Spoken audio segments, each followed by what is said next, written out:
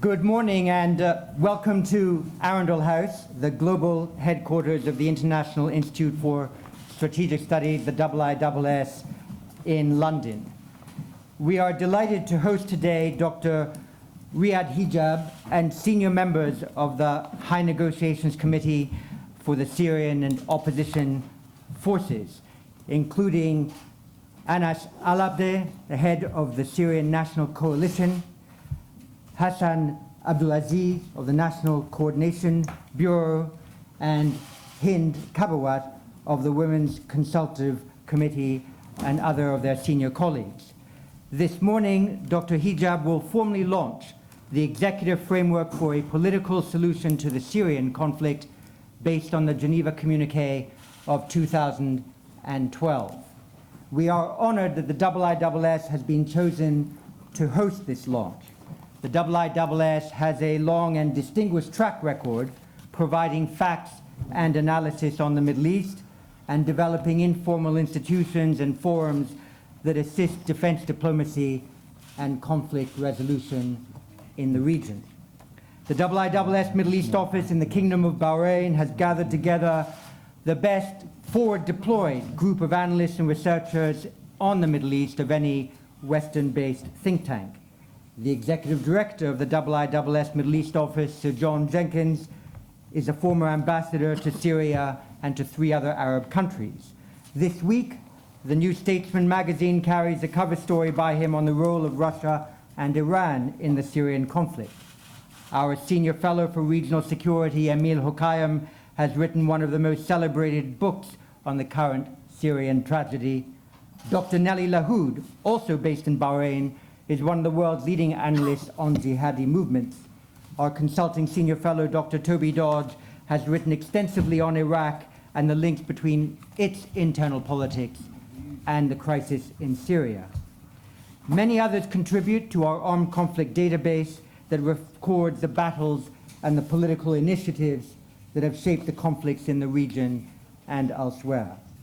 Since 2004, we have convened the annual IISS Manama Dialogue in Bahrain, the largest gathering in the region of the national security establishments of the Middle East, with key outside stakeholders from North America, Europe, and Asia. It is the most significant privately convened gathering of government ministers engaged in Middle East regional security. And at each IISS Manama Dialogue, important political decisions are taken and diplomatic initiatives launched. In recent years, we have invited senior representatives of the recognized Syrian opposition to take part in the summit. This year, we have naturally extended an invitation to Dr. Hijab to speak on the Syrian situation at the 2016 Manama Dialogue that will be hosted in the Kingdom of Bahrain 9 to 11 December this year, only days after the GCC Head of State Summit. This afternoon, the HNC will meet foreign ministers of countries, members of the Friends of Syria group that convenes in London today to discuss the opposition's view of the negotiation process leading to a political transition in Syria. It is that vision statement that is being launched here this morning in advance of the meeting.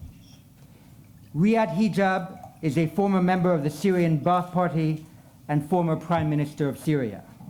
He defected from the regime in August 2012 in a daring trip from Damascus to Jordan. Since then, he has carefully and deliberately built credibility with a number of sectors of Syrian society representing a Syrian mainstream drawn both from the state and the wider population. The High Negotiations Committee that he now leads as General Coordinator was formed in December 2015 in the Kingdom of Saudi Arabia. Since then, he has overseen a team of negotiators who have participated in the UN-mediated talks in Geneva. These negotiations, mandated by UN Security Council Resolution 2254, have been difficult. The cessation of hostilities is in jeopardy. Humanitarian access remains obstructed. The talks have been suspended since April, and it is unclear when they will resume. Against that background, the HNC has worked hard with friends and advisors to draft an executive framework for a political transition. It is my pleasure to invite Dr. Riyad Hijab formally to present this vision on the day it is to be discussed with the Friends of Syria group. Hind Kabawat, who has importantly led interfaith discussions, is here to answer also some of your questions. Dr. Hijab, General Coordinator of the HNC, the floor is yours. Good morning, ladies and gentlemen. It gives me great pleasure to welcome you on behalf of all my colleagues in the High Negotiation Commission, and also on behalf of all Syrians who are here with us and who are listening to what we are saying. And at the very outset, I would like to express my deep gratitude and thanks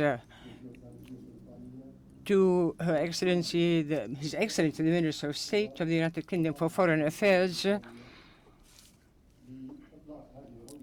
All of this because they have given us a chance to submit this vision.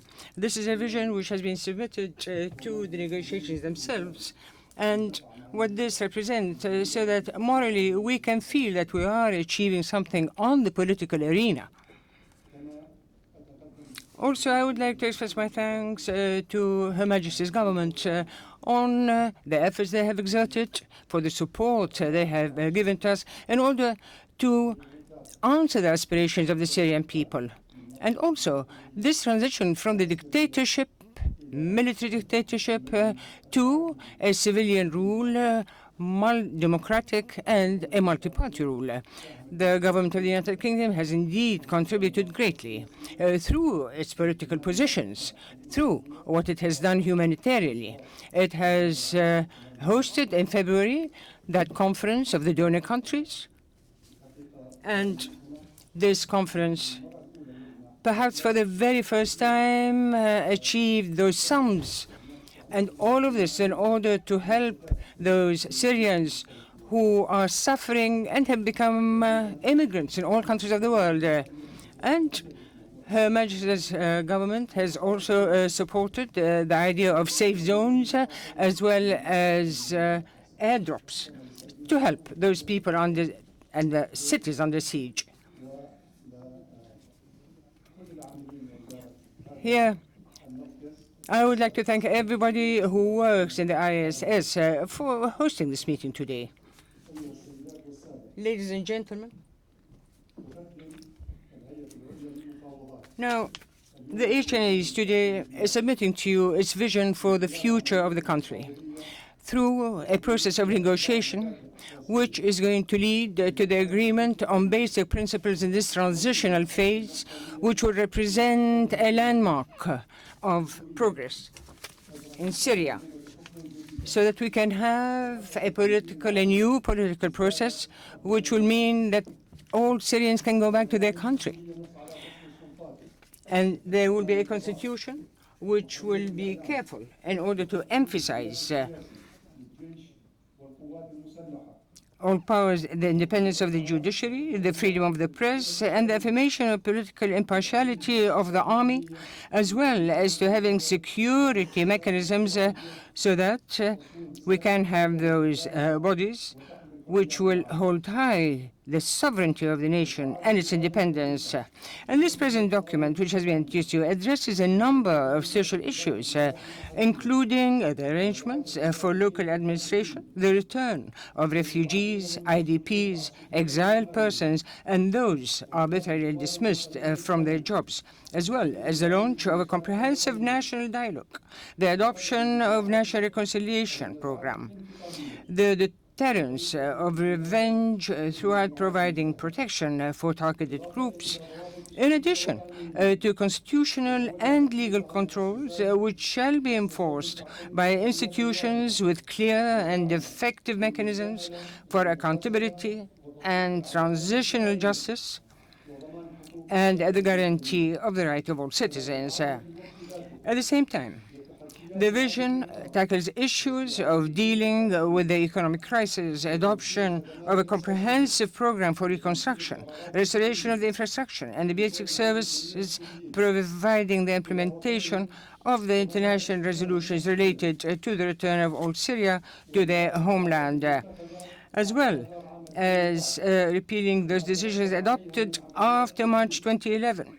All the consequent naturalization process, except as related to the naturalization of Kurds during this time, also the expropriation, demographic changes, and the individual and collective deportation and nullifying all arrangement, as well as displacement and forced displacement. This vision stems from the HNC's deep belief in the importance of the true and honest implementation of the Geneva Communique 2012 and the relevant United Nations resolution, as well as all the legal obligations established in international law. This vision also responds to the hopes and aims of the Syrian people for emancipation from dictatorship, the establishment of a new social contract for Syria, and building a political system that will protect freedom, safeguard individual rights, and that will be founded upon the principle of liberty, equality, citizenship, and justice, representing all components and groups of the Syrian people without any discrimination or exclusion based on religion, sect, ethnicity, or class, preserving the legitimate rights of the people within a framework of inclusive national identity and one homeland, where women can enjoy their full public and individual rights and are ensured constitutionally protected active contribution in all state institutions and decision-making bodies and positions by at least 30%. The political transition process shall be divided into three main phases. The first phase begins with the negotiation process that shall last for 6 months, launched on the basis of an agenda that reflects the principal states in the Geneva Communique as set forth in the UNSC Resolution 2118 and 2254.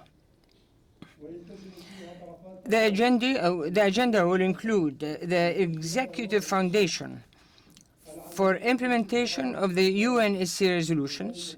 This shall be done in conjunction with the immediate and unconditional implementation of paragraphs 12, 13, and 14 of UNSC Resolution 2254 of 2015, and all of them are obligations stipulated in humanitarian matters, as well as international humanitarian law, especially in the Geneva Conventions of 1949 and its additional protocols, which require an end to committing war crimes and crimes against humanity, ceasing all combat operations, as well as all forms of artillery and aerial bombardments and illegal attacks against civilians, lifting the siege on all towns and areas, allowing humanitarian access, releasing detainees, and disclosing the fate of all forcibly disappeared persons in prisons, abiding by international law and the respect of human rights,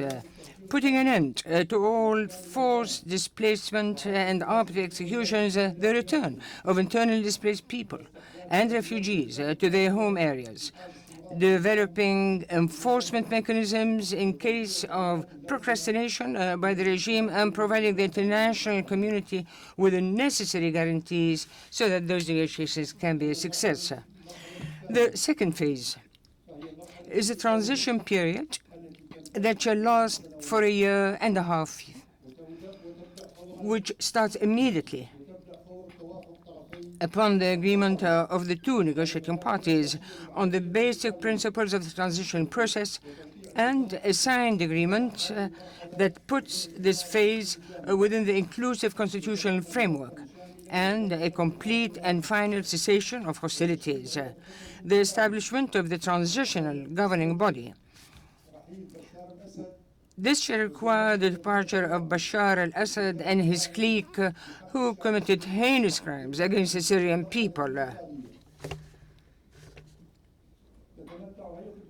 The TGB shall assume full executive powers that include issuing a provisional constitutional declaration that shall be applied throughout the transitional period, creating a caretaker government, a joint military council, a high constitutional court, a reconstruction commission, and a national reconstruction commission holding an inclusive national dialogue, restructuring the security sector, supervising the management of internal affairs, and a local administration system based on the principle of administrative decentralization, ensuring the continuity of the functioning of ministries, institutions, and public service bodies, combating and confronting anything that would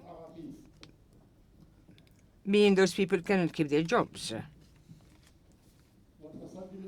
At the same time, there is the matter of combating and confronting terrorism, be it state terrorism practiced by the regime or terrorism of individuals, groups, and organizations, and eradicating the ideological, political, and organizational incubators that breed extremism, sectarianism, political tyranny, and corruption, as well as the departure of all various foreign troops from the country.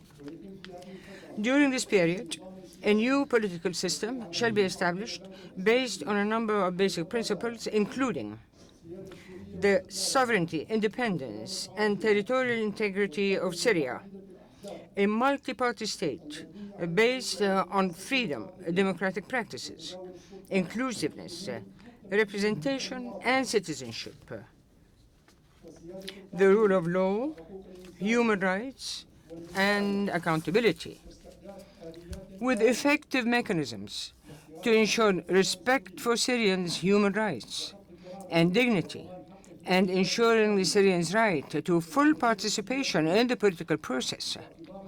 The Kurdish cause shall be considered a national Syrian cause.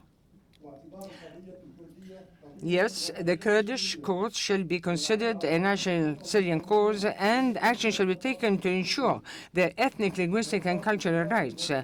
In the Constitution, there shall be an inclusive national dialogue launched with no exception or exclusion.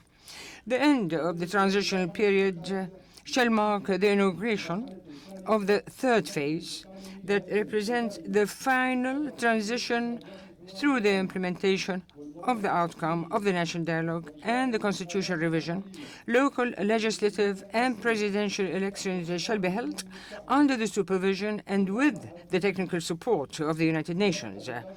The basic principles set forth in the interim agreement shall remain in force as part of the new constitution that should be based on the principles of citizenship, which stipulates separation of powers, independence of the judiciary, freedom of the press, political impartiality of the military and armed forces, which shall be under the control of the legitimate government that is supported by a parliamentary majority, and the creation of an economic system that takes into consideration social justice and that can be beneficial to all Syrians without favoritism or discrimination. I would like to present you a short review of what we have just spoken about.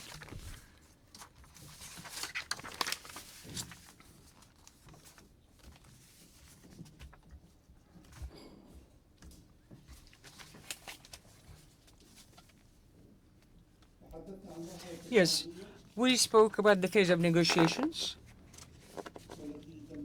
And this negotiation process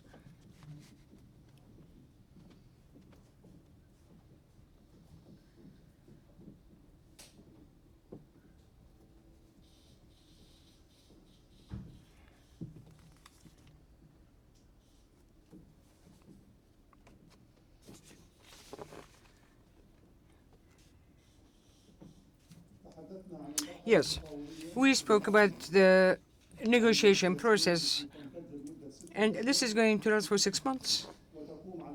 And it's going to be on the basis of an agenda based on the Geneva Communique for 2012. Now, this negotiation process will start by a total truce. All of this in implementing the resolution 2254, and this will also include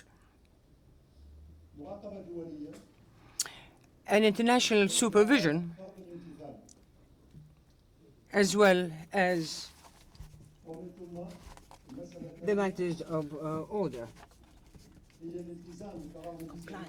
Then there is Resolution 2254, as well as the immediate implementation of paragraphs 12, 13, and 14, which pertains to humanitarian issues.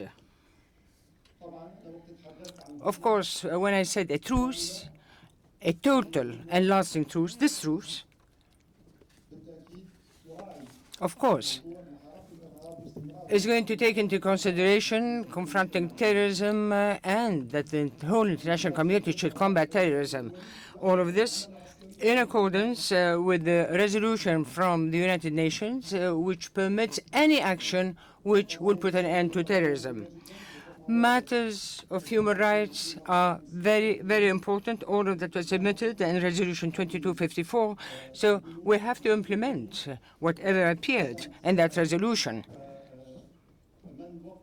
And, of course, everybody who signed on this resolution has to abide by it and respect it. We have to respect human rights. We have to put a stop to any crimes committed against humanity. We have to give help. Also, we have to put an end to forced immigration, forced displacement, executions, and the return of displaced people and refugees, as well as to put an end to indiscriminate bombing. We have to free all those who have been apprehended, especially those who have forcibly disappeared in prisons.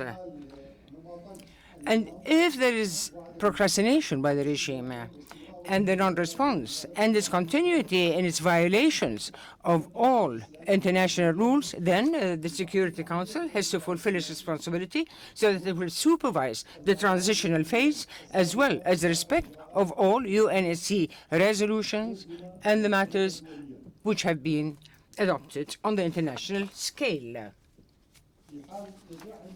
Now, if those negotiations should be successful, then we have to approve the basic principles of the transitional phase, which had been negotiated during the negotiation phase. These agreements will be signed upon within a total constitutional framework, and this political agreement will be in the shape of a constitutional framework which will be agreed to. First of all, we will start with putting an end to any fire, rather a comprehensive and durable ceasefire. We have to agree to the formation of a transitional governing body with full executive powers. And this will be according to the agreement between the regime and the opposition, as well as personalities from the Syrian community. So that could be total and inclusive. Of course, this will exclude anybody who had committed crimes in the right of the Syrian people. And all of those, of course, means that the one who caused all this misery was Bashar al-Assad. This agreement is going to be, and this framework is going to be according to an agreement, and it will be contributed to by people from the opposition and from the regime. Also, there will be an acceptance of the interim constitutional declaration. After that, there will be a resolution from the Security Council which will prohibit any action on Syrian lands except for confronting terrorism. All foreign forces which are non-Syrian, all militias, must withdraw all of its troops within a time framework, and also we have to make sure that all those displaced people and the refugees will be able to go back to their provinces, to their homes, to their districts. Now, the transitional phase. This phase is going to be for 1 year and a half, 18 months. The aim of this transition phase is to preserve the sovereignty and the full independence and the national unity of all the Syrian territory, and ensuring the continued functioning of state institutions, ministries, and of course, offering public service. This transition period will begin with the departure of Bashar al-Assad and his clique, and of course those who have committed crimes against the Syrian people.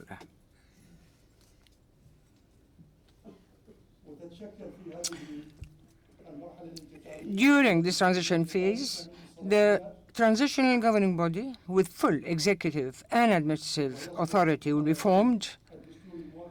There will be the interim constitutional declaration, which will show that this is a transitional phase, and, of course, at the same time, this transitional governing body will be able to have policies so that it can take care of the transitional phase by having a series of institutions, including a caretaker government, a high judiciary court, a joint military council, a reconstruction and rehabilitation, national reconciliation, and a local administration which is based on the tenets of decentralization, as well as a national congress whereby there will be a committee which will put a draft constitution which will be approved by the Syrians.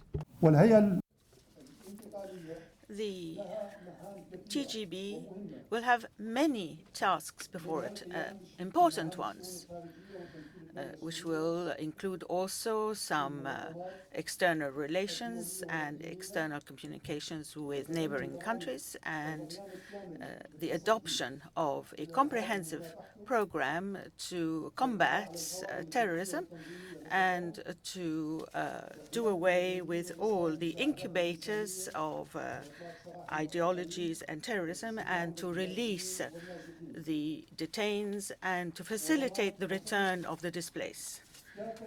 It will also guarantee the rights of all the components of Syrian society. The final phase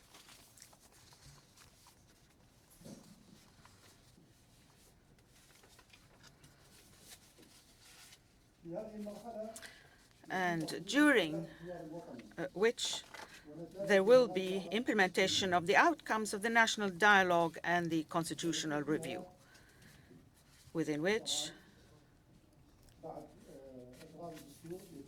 following the approval of the constitution, there will be legislative, presidential, and local elections held under the supervision of the UN, and the principles defined in the agreement shall remain in force as part of the constitution.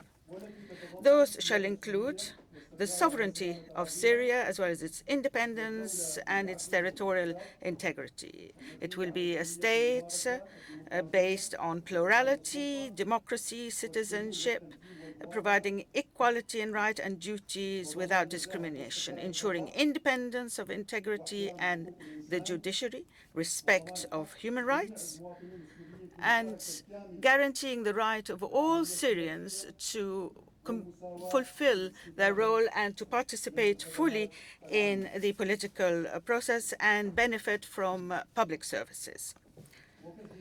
And in conclusion, I would like to tell you, my brothers, this is a vision for all the Syrians and for Syria. And it's not a vision of the opposition, but it's rather a vision for all Syrians, and it does not exclude anybody. This is a vision in order to share the future of the country. There shall not be any exclusion or marginalization to any faction or any component of the society. This is a negotiating process, and it will also be dynamic. It is open for development, and it is open to fulfill the aspirations of the Syrian people. We want for our homeland, for our country to be strong, to live in peace and security. We want the refugees to return, those who are displaced to return. We want to rid ourselves of extremism and terrorism. We want to move from the state of dictatorship, corruption, and police states that destroyed the Syrian country and caused a lot of problems for the region and threatens the security of the world. We want to move from this phase to the phase of an inclusive state, an inclusive country where everyone is equal, where there are liberties and respect of human rights and the rights to live. We want to move to a system of plurality, to a change of government. That's what we want. That's what we want in our homeland, Syria, and we hope that this shall be fulfilled through the serious will of the international community and to try and oblige the Syrian regime to abide by these wishes. We cannot allow al-Assad and his clique and those who have killed and tortured people over the last 5 years to stay on. Thank you very much.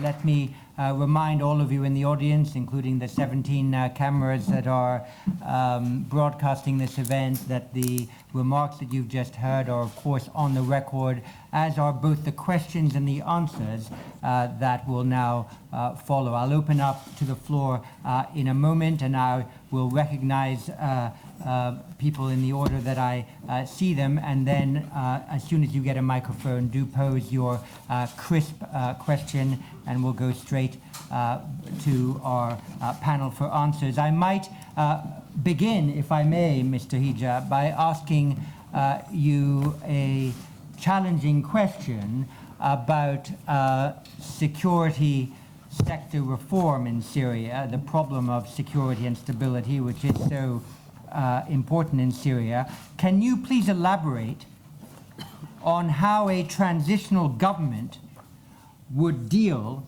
with the proliferation of armed groups in Syria on both sides? How would you work to retain elements of the military and security structure of the regime?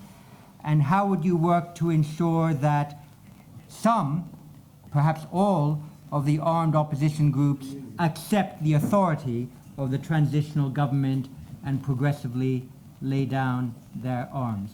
What is the HNC's vision about how that process might be managed?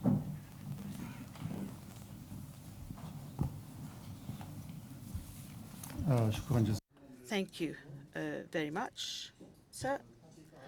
In fact, this is a very important question, and through my presentation, I spoke about that during the negotiation phase, we will look at the establishment of a joint military commission.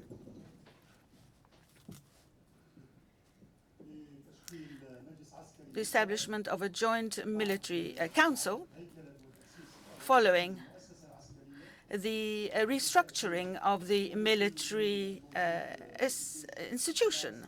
And for sure, not everybody who belongs to the army has killed Putin. So we want to look at the model of not disbanding the military institution. We looked at other examples, other models, what happened in Syria, what happened in Iraq, what happened in Libya. We do have some defectors, some officers who have defected from the army because they were asked to kill people, and also there was destruction of the infrastructure in Syria. There are many Syrians who are now resisting the regime in order to defend their families and people.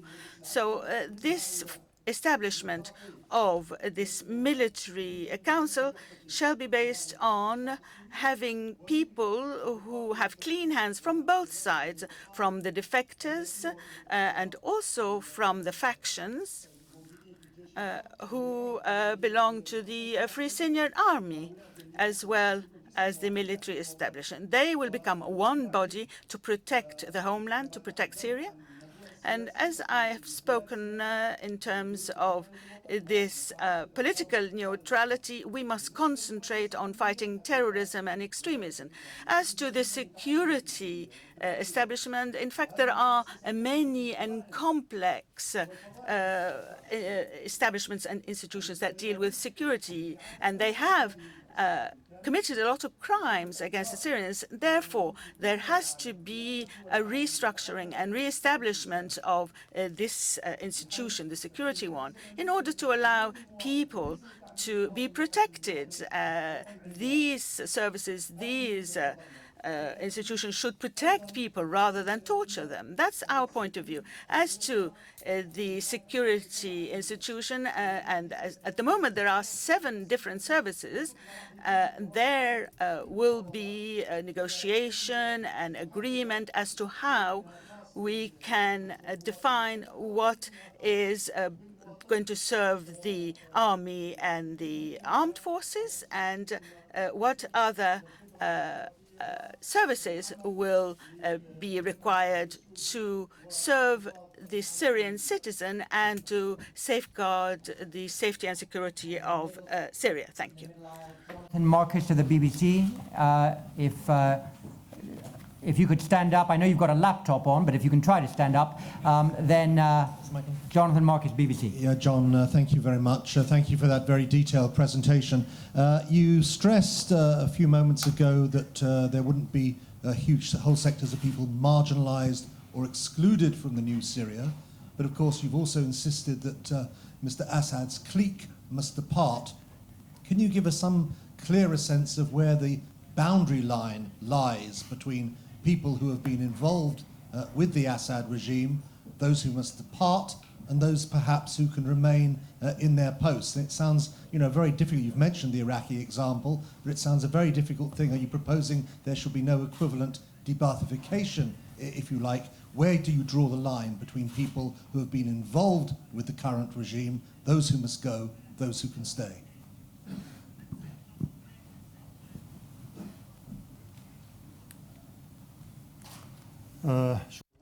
Thank you very much for this question. It's a very important one.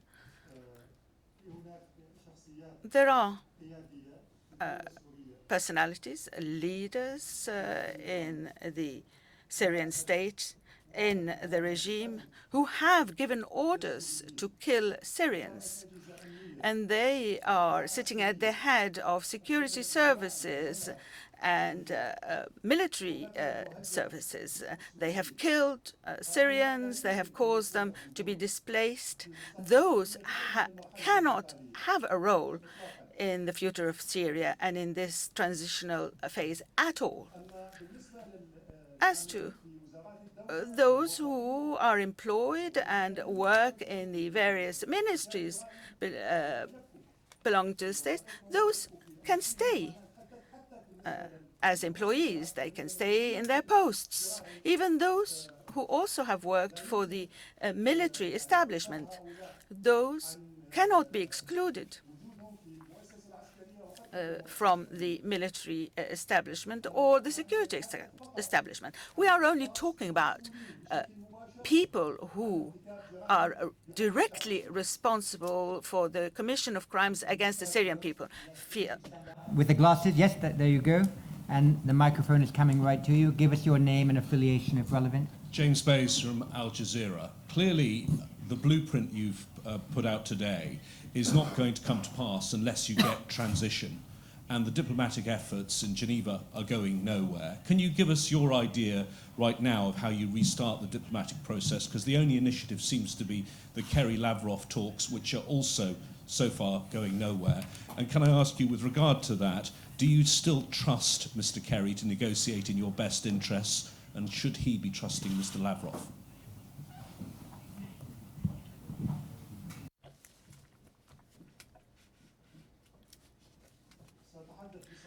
I shall speak very candidly. We have gone through the 3 rounds of talk, this political process, and in 2014 as well we did that. But unfortunately, we have failed. The political process failed in 2014 because there was a refusal to talk about the political transition. But Mr. de Mistura knows that over the past few months, the regime refused to talk about political transition. And practically, we did not really have any negotiating rounds happening in Geneva because the regime was very, very rigid and obstinate. And we are looking at Syria from this tragic events that are taking place on the ground and how it's affecting the region and affecting Europe. And we feel that we have to move to a new phase. This new phase cannot take place except through political transition and with a serious political will that will compel the regime and its allies. Therefore, the US and its administration, whether it be the present one or the next one, has to be serious about this. Europe as well has a responsibility to bear. Why? Because I think the idea is to really, really have a true political and genuine political transition. But what Mr. Lavrov had put on the table about Assad will not solve the problem. What has happened over the last 5 years is a result of Bashar al-Assad and his clique hanging on to the rule. And we have seen how many people have left Syria as a result of this. The support of Syria and Iran as well caused this. That regime is the one that produced terrorism. Therefore, if the US administration is serious, and also the UN Security Council is serious in wanting to end the tragedy in Syria and in wanting to put an end to this adverse effect on security in the world, they have to help this process, political process, in order to see Bashar to get out of Syria and his clique. And we've seen what's happened in Yemen. Look at Abdullah Saleh. He is still in Yemen, and look at what is happening there. Look at Iraq. Nouri al-Maliki, his mandate has ended, but he's been given a post to be a deputy or vice president without an executive role. But we have to really look at the matters clearly in order to put an end to terrorism, for the Syrian people to go back to Syria and live in peace. Thank you. Then the microphone will come to you at even greater speed. Thank you, Mina. And I recognize the others who have raised their hands. We'll try to get everyone in. You, sir, you're next. Yeah. Thank you. Mina Arabi, Institute for State Effectiveness. John, if you'll forgive me, I'll ask in Arabic, if that's okay. Thank you. Shukran. Thank you, Mr. Riyad. I want to ask you about the timing of launching this mechanism. There are questions, Mark, about that, because we are aware that there will be changes in the U.S. administration, and this continued bombardment of Syria. Do you have some indicators to show that this initiative shall succeed? And let me ask you about this demographic change in Syria. How can you guarantee transitional justice for those who have been displaced and those who will return back? Thank you very much. We always hope that there will be international will. And you have alluded to the UN administration coming to an end, and we really are very disappointed. We wanted them to take real and determined decisions. And since 2011, Obama has been saying that Bashar al-Assad has no legitimacy. He's lost his legitimacy, and nothing happened then. So we have seen in 2012, in 2013, there was a UN Resolution Council, Decision 137, that has mentioned that the 137 countries, have asked and called for Bashar al-Assad to be removed from his office. And we've seen the chemical weapons, the use of chemical weapons that are killing people. And until today, we see the use of poisonous gas and chemical weapons killing Syrian people. And therefore, we want the U.S. administration to be serious in finding a solution. This is not a question only that involves the Syrians. We've seen this conflict spilling over the border to other parts of the world. This regime has fabricated this terrorism, and therefore we can see the effect of the conflict and the crisis, not only in Syria, but outside Syria, in the region and beyond. We have seen what's happening in Paris, Brussels, Istanbul, in Kuwait, in Saudi Arabia, in many, many parts of the world. We are all witnesses of millions of refugees fleeing from Syria. Why? Let me tell you, over the last few days, more than 200,000 Syrian people have headed towards the Turkish border. And you spoke today and now about this demographic change. Those countries who are permanent members in the UN and the UN Security Council have to see what is happening, how the Iranians and the Russians have compelled people in Daraya to move out of their country. And we see now threat to the people of Mu'adnamiyya, how they're being kicked out of their home. There are 45,000 people who are now threatened to move, and they are along the Turkish and Libyan border. The regime now are pressuring those people, as well as the Russians, to leave their areas. And there are numerous areas as well suffering from the same thing.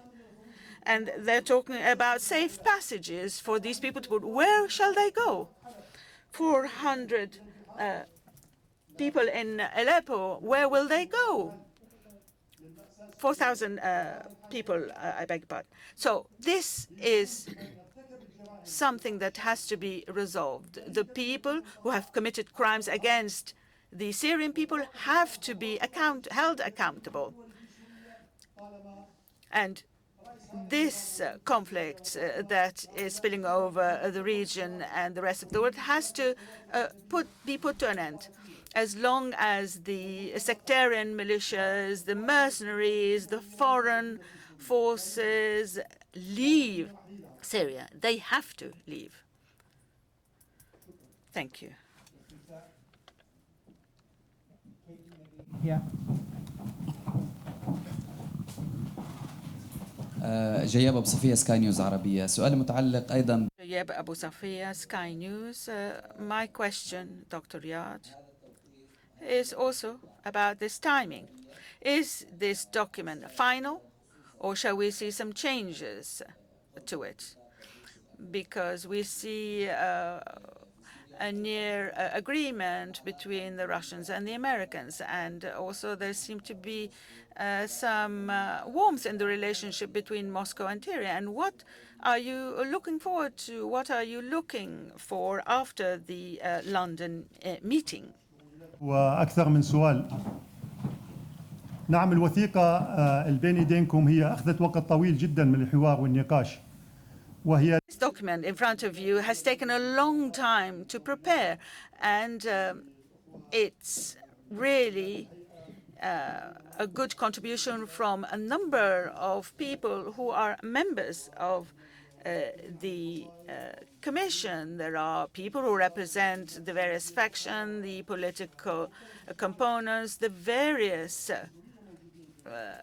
Syrian components are represented in this document. And this document, in fact, was talked about, was discussed a great deal, and looked at various things, such as the local councils, the changes, and there has been a wide-ranging participation from a lot of religious figures and people who represent the civil society. This is a dynamic document, and it can be amended and changed in order to satisfy the needs and the aspirations of the Syrian people. If what the Russians and the Americans agree upon is very much different from what the Syrians aspire to, then we shall not accept it. So it's not a question of keeping Bashar in for 6 months or 1 month or 1 day in this transitional period. The Russians and the Americans know that. They know the position of the Syrian people. They have sacrificed a lot, and they will not give up this demand. There cannot be a solution in Syria unless it is a solution that satisfies the aspirations of the Syrian people. You're asking me about the timing. We have great hopes that this international push and move that is being taken, including what's happening between the Russians and the Americans, is important. We, first and foremost, want to be reliant on the friends of Syria and on the Syrian people, those countries that prefer democracy, peace, and security. That is our first point of reliance. Thank you very much. There's about 11 people who want the floor. I'm going to do my best to get everybody in. In a moment, I'm going to ask people to ask 2 questions in succession. The next one in a moment will be the gentleman in the back, and then the other gentleman in the back, because you've been waiting a long time. But before I go to you, I want to ask Hind Kabawat. You have been working for a long time personally on interfaith dialogue, on the problems of civil society. Syria is a wounded civilization. As part of this transition plan, how do you think that you and your colleagues will be able to work to heal the wounds of Syrian society and conduct formally that interfaith dialogue that is also necessary in the Syrian domestic political context now? Yeah. Mr. Shipment, as you see, هذه العملية التشاورية التي Okay. yeah. So this paper, it's a result of consultations with so many civil societies and organizations. And for us, it's so important to include everybody. And the diversity here in our HNC, it's so important. And this is what we worked on it. We need to think to have in the future, to have everybody to participate in the future government. We need to have, so many Syrians died for the freedom of right, and include the freedom of religions. So this is how I see it. And when I see myself with my colleagues coming from different sides and from all Syria, will give me hope, because this is the Syria I want. Syria will include everybody, pluralism, inclusivity, and diversity, and we all work together for justice and freedom. Shukran. Yes, you, sir. Yeah, if you just stand up. Yeah, you've got the microphone right there, and you'll ask your question. The next gentleman, And Mr. Hijab, if you just wait and you can answer both questions together. Yes, go ahead. Jonathan Rugman from Channel 4 News. I think I speak for everyone in saying that we all admire your attempts to avoid the mistakes made in other countries. But my questions are these. How many fighters in Syria does your committee now represent? Can you put a number on that for us? And secondly, isn't the jihadist genie out of the bottle now to such an extent that however brave and sensible your plans are, there will be people fighting in Syria for a Sharia state for many years to come? And now, yes, the other gentleman with the glasses. Yes, you go ahead. كمال علواني من تلفزيون الحرة. كل الصعوبة سيد. Now, all the difficulties, Mr. Hijab, lies in determining this inclusive body which is going to be with you during the 3 phases according to your vision. Now, who is this partner who is going to accompany you? If it's those who have not committed any crimes, do you know who they are? Second, are you going to ask them to defect, for instance? Are they going to be part and parcel of the negotiations? Are you going to ask them to say to the regime that it's got to get rid of the corrupt elements, or are you going to ask for something determined by the international community so that you can get rid of Bashar al-Assad? The gentleman in the glasses, yes, there, because you've been waiting for a while. I'm not ignoring you. You and then Lise Doucette will be in the next round, but go ahead. Nick Pelham from The Economist. I thought the most worrying part of your document was where you said that the transitional governing body should not just have executive and administrative powers, but also legislative. I know there's been some criticism of this proposal from some parts of the opposition. The question I think they're asking is, what is the point of replacing a dictatorship with another dictatorship? Was this what you picked up arms for 5 years to fight for? نعم. شكرا جزيلا. Yes, thank you very much indeed for your questions. Now, first of all, the HNEC, and the question was, does it represent the fighters in Syria? And I say yes, it does. HNC does represent those who are fighting in Syria, those who are convinced that we must have a political solution. Yes, some of them are here with you in this room. Some of the officers, the defectors, the defecting officers. Yes, Lieutenant General Hassan was with the Southern Forces in Dera. Also, Brigadier Hassan was also a leader in the north. So the agency is a partner, as well as all those factions, all the troops who have their faith in a political solution. They represent a third of the agency. Yes, a third of the members of the agency. This agency has been mandated by the military. Yes. It was indeed a partner of ours in that truce which we signed on the 27th of this year. With the exception, of course, the radicals, and I'm talking about Daesh and Al-Qaeda. All of this is completely outside agency. They have their own agenda. They have their own agenda. It has nothing to do with us. Now, if Bashar al-Assad,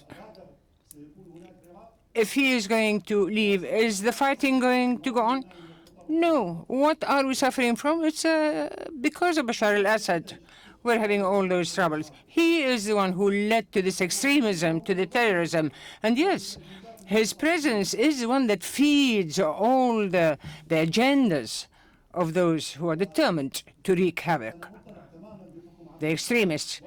Yes, I know that there is a relationship between this regime and the radicals in Iraq since 2003. I know how they were The opportunity was taken. He is the one who is responsible for taking them out of prisons. He was the one who encouraged Daesh to go into Iraq.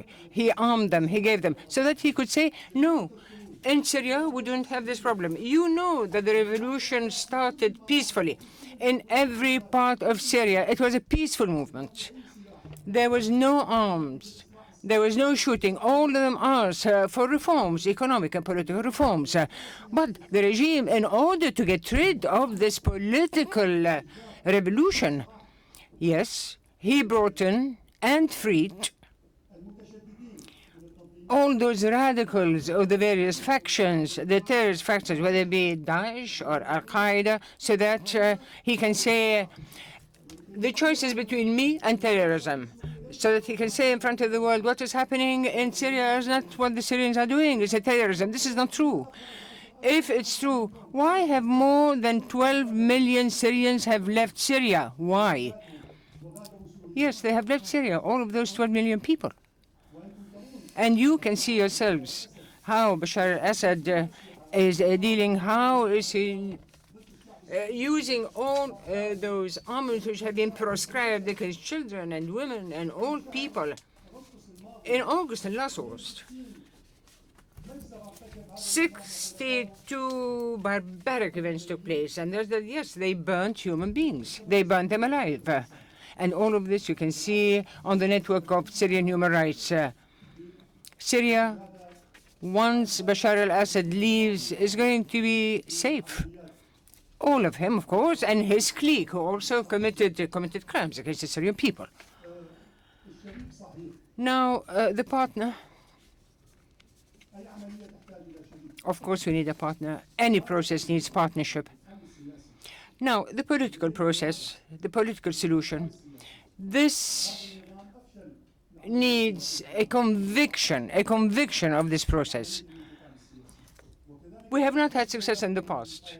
We know there have been many negotiations which have never been successful, and therefore we are pleading with the international community and the people who want to see peace in all over the world, who have a faith in democracy. We are pleading with them to help the Syrian people so that we can get rid of this nightmare.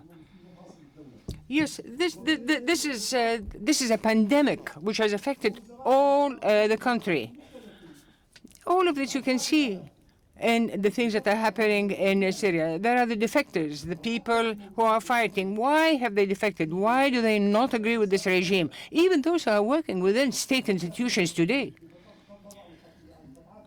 even if they work in the military as well as in the security, not all of them are in agreement with what is happening and committed by the regime. You must have heard those voices. You must have heard those voices. Because there are many contradictory voices about the security solution. So we know that there are a number of people in Syria, and even now they are within positions of taking decisions. They are not in agreement with all the matters that the regime is carrying out. Now, the third question was a very important question. It is indeed a very important question. Now, this TGB, of course, I know there have been many things that have been written in the press about this, the transitional government. Some said this is going to be a kind of dictatorship because it's going to have all the powers in its hands, but this is not precise. Now, I have said in front of you all that during the period of the negotiations, this is going to be formed according to a conciliatory process between the Syrians themselves. And during the negotiations, we are going to have a constitutional declaration which will submit this TGB. Also, there's going to be a joint military council which is going to take care of the military council. There's going to be a caretaker government which is going to control the country, a higher judiciary council, a constitutional council. All of this is going to be on a completely independent basis. So there is no trace of dictatorship in this framework. No, not at all, not at all. But this TGB is going to work so that the Syrian people can entrench their will, their decision, through the National Conference of the National negotiations. This is going to be the Constitution Committee which will be established, and the Syrians are going to agree to the establishment, and there will be legitimate councils, and the decision will be taken by the Syrian people about the future of Syria. There will be a parliament, there will be local committees, there will be a legislative framework, all of them according to democratic elections, which will be supervised by the United Nations. And therefore, this extraordinary period does need extraordinary steps. It's not going to be a dictatorship. Not at all. Now we have a dictatorship. Now,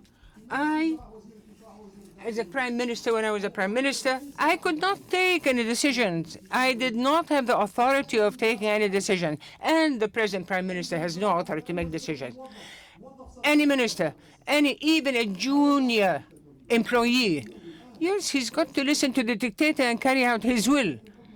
So, of course, I mean, what we're talking about, the TGB, it's going to be, according to the will of the Syrians, it's going to be for a limited state, an interim organization, so that we can create those state institutions which will be agreed to by the Syrian people. Because Mr. Hijab has to go to his first formal meeting with the British government, but I promised 3 people, so if you can be crisp. You, sir, first. Yes, stand up. Then Brooks Newmark, and even though BBC has already been heard from, Leeds Doucet. So, and then we'll see where we get to. Very crisp. Go ahead. جمال شاهين من تلفزيون الكويت. سيد حجاب. Mr. Hijab, what is the greatest challenge? The greatest challenge? Is it to persuade the Syrian people, or to persuade the international community, Iran and Russia, for example, of your vision? So what is the role of Arab countries, and what do you think they're going to be able to contribute? Brooke?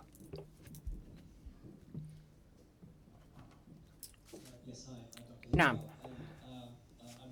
From Oxford University and before a Member of Parliament. I want to compliment you on your excellent proposal. But in order to get to first base, you need to stop the bombing that's going on.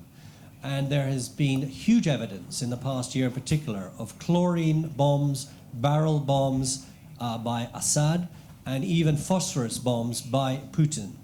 I'm wondering, do you think the British Parliament and perhaps the United States should reconsider having a no-fly zone in order so we can get to first base on your excellent proposal?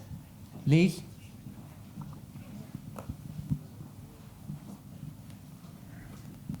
Shukran. Thank you very much, Lise Doucet from the BBC. Dr. Hijab, you talked about an inclusive government. You talked about contradictory voices in the military. Is it correct to call this a form of power sharing? There are reports that your committee has discussed a formula whereby 40% would come from the regime, 40% from the opposition, 20% from civil society. Are those figures, Hind says no, are those figures correct? And secondly, when you speak about Bashar al-Assad and his clique, how many people are you talking about? There have been some suggestions that that could amount to about some 15 people. Thank you very much. Thank you very much indeed. Thank you. Yes, now the greatest challenge is not to persuade the Syrian people. The Syrian people is fully convinced, and they want to see this transition, this political transition. It can get out of this nightmare. Now, be that from inside or outside Syria.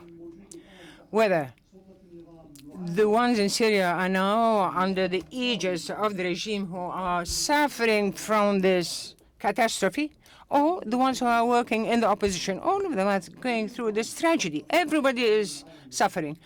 Syria, the region, and the whole world are suffering. Now, the great problem now, as far as those people who agree and who support the regime, those who have kept the regime until now, as a result of the military interventions, direct military intervention, you all know very well that the Russian military forces is exerting every military weight in Syria and is keeping this regime going. And also, what about the Revolutionary Guard in Iran? And the militias that we are saying, Hezbollah or the Shia, and those mercenaries from Afghanistan, Pakistan, and from many, many other places. Now, if those had not been there, then the Syrian people a long, long time ago would have got rid of that criminal Bashar al-Assad. We want to go into this new phase. Everybody wants to get rid of Bashar al-Assad. There are our sons, our children who are dying. Bashar al-Assad has been accused of murder, and all of this by the Syrians themselves. Now, just think of what happened in Latakia. Just think of what happened. Just remember what the regime did in that region. So the greatest challenge is this, the international community. The international community must honor its responsibilities, moral and humanitarian, so that we can put a stop to this tragedy being lived by the Syrian people. There is nothing in history, no precedent which shows the tragedy that has befallen the Syrian people, whether it befell any other people. We hope there are going to be serious considerations, serious decisions from the U.S. Congress and House of Representatives, as well as from the British Parliament itself, and every country. And we hope that Russia is going to heed to the cries of the Syrian people. No, not in order to defend one certain individual. Syria has to listen to the Syrian people. Syria must achieve peace. Tens and thousands of Syrians studied in Russia. They were educated in Russia. And a number of Syrians have married Russians indeed. So why does the Russian regime now kill those Syrians with all those proscribed weapons in the world? In order to keep Bashar al-Assad there in his seat? You cannot exchange a whole people with one individual. There must be a change in the Russian position. Now, we know that Russia has ambitions in the area, in the region. It wants to go into the Mediterranean. We know that this is being reflected. You know that Lebanon has not had a prime minister for 2 months. Look at Iraq. Because of the Iranian playfulness in Iraq, what happened in Yemen, what happened in Kuwait, what happened in Saudi Arabia. All of this because of the infiltration of Iran and Russia into those areas. So, of course, now the TGB, according to the Geneva Communique, so this document that has been submitted to, yes, it is built on the international resolution and the Geneva Communique. There is in this Geneva Communique the question of a partnership in governance and government, where the opposition will be represented and where there will be Syrian personalities which will come from various segments and sectors of society. And therefore, there isn't a participation of power. We are for giving everybody an equal share. We can't say that only one group is going to have the lion's share. Of course not. The Syrian people are going to be the ones who will determine this, whether that be in the local, regional, or presidential elections. Now, as far as the number that you asked about, this was submitted to the negotiations. We said that we are going to solve this problem through negotiations, but there are personalities which have committed crimes against the Syrian people. And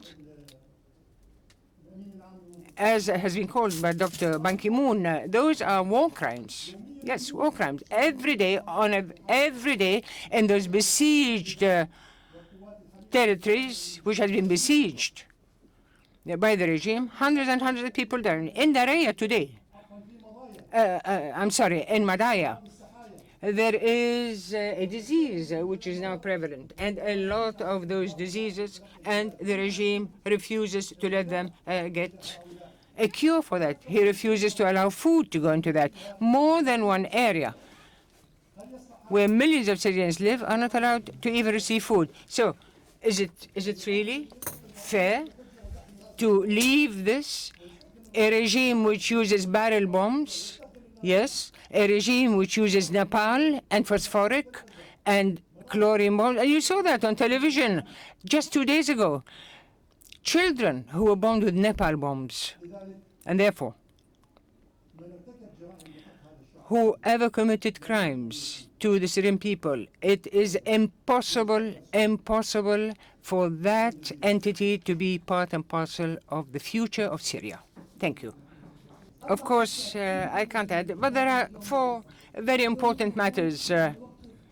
We came here because we are saying we have to protect the civilians. We have to stand in the face of this cruelty. So it is very necessary to stop this forced deportation. Of course, all of you feel worried about the minorities, but we do not have any minorities in Syria. We are one unified Syrian people. Please, this is free Syria, which will contain all elements and all societies. Thank you. High Negotiations Committee, thank you very much for this very successful launch of your vision for a political transition here at the IISS.